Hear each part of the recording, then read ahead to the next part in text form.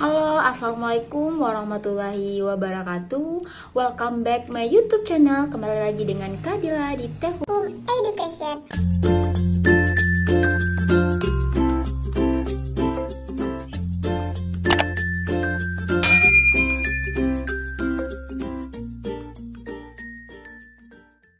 Halo adik-adik semua, semoga dalam keadaan sehat walafiat.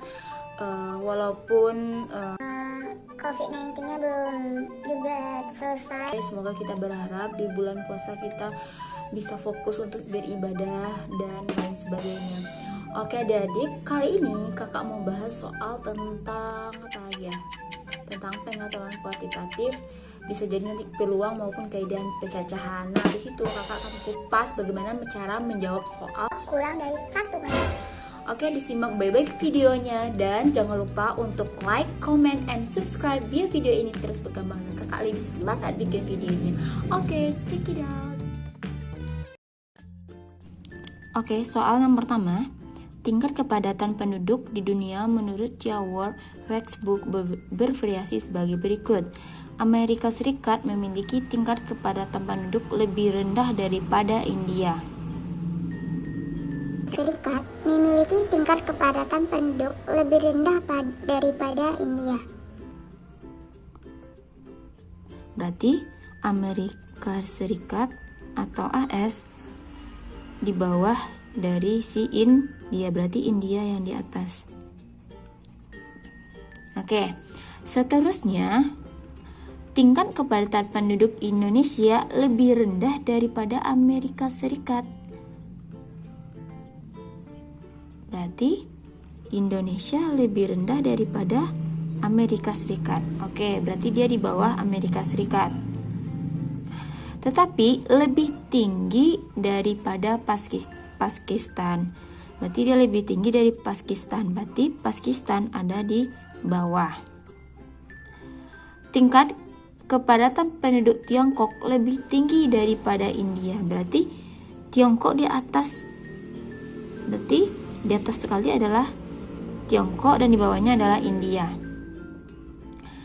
Lalu kita lanjutkan, tingkat kepadatan penduduk Pakistan tidak berada di bawah Brazil. Pakistan di atasnya dan di bawahnya adalah Brazil. Berarti ini urutannya. Nah, sehingga dapat kita tarik kesimpulan bahwa negara dengan tingkat kepadatan penduduk urutan keempat terendah adalah, berarti urutan keempat terendah adalah ini yang nomor 1, nomor 2, nomor 3, nomor 4. Berarti nomor 4 yang terendah adalah Amerika Serikat. Jadi jawabannya adalah option C. Oke, next soal selanjutnya. Indra akan mengikuti ujian akhir semester untuk 5 mata pelajaran. Hari ini ujiannya adalah ujian fisika. Berarti Indra di sini dia ujiannya yang pertama adalah ujian fisika. Ya, 5 hari kemudian ia ujian matematika. Berarti 5 hari kemudian dia ujian matematika. Kan di sini kan dia 5 hari. Seperti itu. Nah, kemudian 2 hari sebelum ujian matematika, ia ujian biologi. Berarti 2 hari sebelum matematika ini si Indra dia ujian biologi.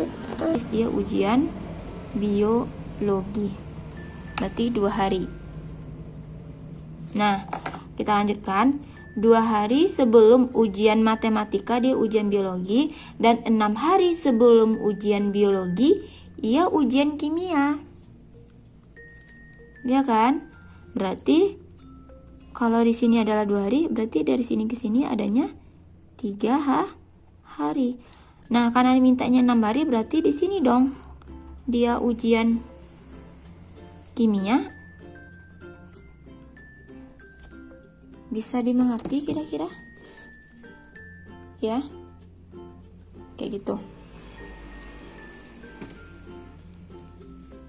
Oke, kita lanjutkan.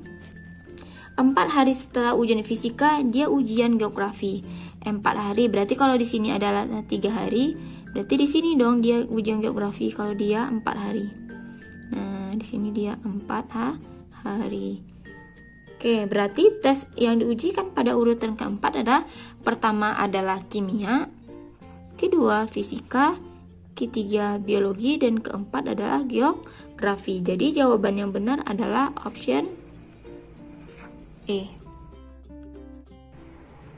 Oke, next soal selanjutnya. Usia Andri, Jaya, dan Harun dijumlahkan adalah 30. Oke, pertama sekali kita tulis dulu adalah kita misalkan di sini Andri, Jaya, dan Harun adalah jumlahnya 30. Berarti Andi ditambah dengan Jaya dan ditambahkan dengan Harun adalah 30. Nah, setelah itu usia Harun 2 kali lipat usia Jaya, berarti Harun adalah 2 kali Jaya, berarti 2J. Nah, dan usia Jaya 1/3 daripada usia Andri. Berarti Jaya adalah 1/3 usia Andri. Maka usia Jaya 2 tahun yang akan datang adalah, berarti yang ditanya di sini adalah berapa usia Jaya 2 tahun yang akan datang. Oke, berarti C ditambahin dengan 2. Nah, ini akan kita cari.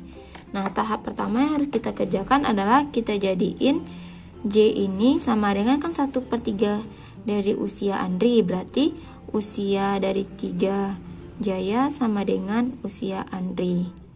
Oke ya, berarti ini yang pertama konsepnya. Ini yang kedua. Ini persamaan yang ketiga. Nah, oke ya. Oke, kita lanjutkan. Berarti Andri ditambah Jaya ditambah dengan Harun adalah 30. Nah, berarti kan Andri tadi kan ini ya 3J, kita ganti, kita substitusikan 3J ditambah dengan J ditambah dengan H-nya adalah 2J sama dengan 30. Berarti di sini adalah 6J sama dengan 30. Sehingga J sendiri adalah 5. Nah, kita masukkan berarti usia Jaya 2 tahun yang akan datang adalah 5, kita tambahin dengan 2 sama dengan 7. Jadi jawabannya adalah option C. Oke, next soal selanjutnya. Rini mempunyai 4 buah pil. Oke, jika setiap pil diminum setiap 30 menit, berapa lama waktu yang dibutuhkan untuk menghabiskan 4 buah pil? Oke, kita misalkan ini yang merupakan pil yang pertama, pil kedua, pil ketiga, dan pil keempat. Ya, 1, 2, 3, dan 4. Nah, di sini kan jarak setiap pil yang minum tuh setiap 30 menit. Berarti misal kita anggap aja lah ini dimulai dari jam 10.00. Nah, kalau misalnya dia 30 menit rentangnya, berarti kan di sini dia minum lagi jam 10.30. Dilanjutkan lagi ke pil yang ketiga jam 11. Dilanjutkan dengan pil yang keempat yaitu 11.30. Jadi dari rentang pil pertama ke pil yang keempat adalah 1,5 jam atau 90 menit. Oke, kita lanjutkan soal berikutnya. Taufik dan Faiz mendaftar sebagai peserta asuransi kesehatan dengan premi asuransi keduanya sama. Jika untuk membayar premi, gaji Taufik sebesar Rp1.800.000 dipotong 5% dan gaji Faiz dipotong 6%.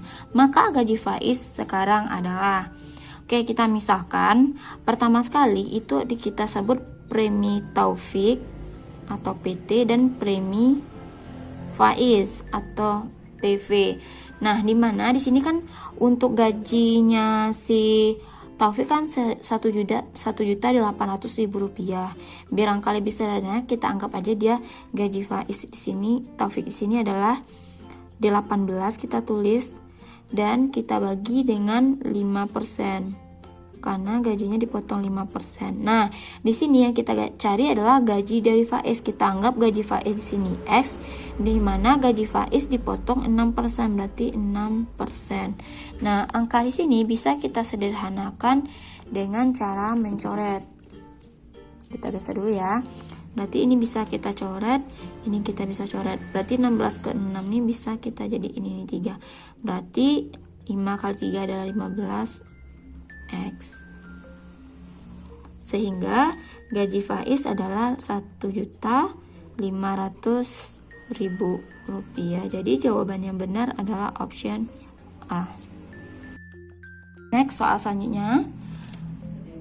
Oke, pembangunan sebuah gedung direncanakan akan selesai dalam waktu 22 hari bila dikerjakan oleh 20 orang. Berarti kita anggap di sini 20 orang akan dikerjakan dalam waktu 22 hari. Ya, kita geser sedikit. Oke, sip. Nah,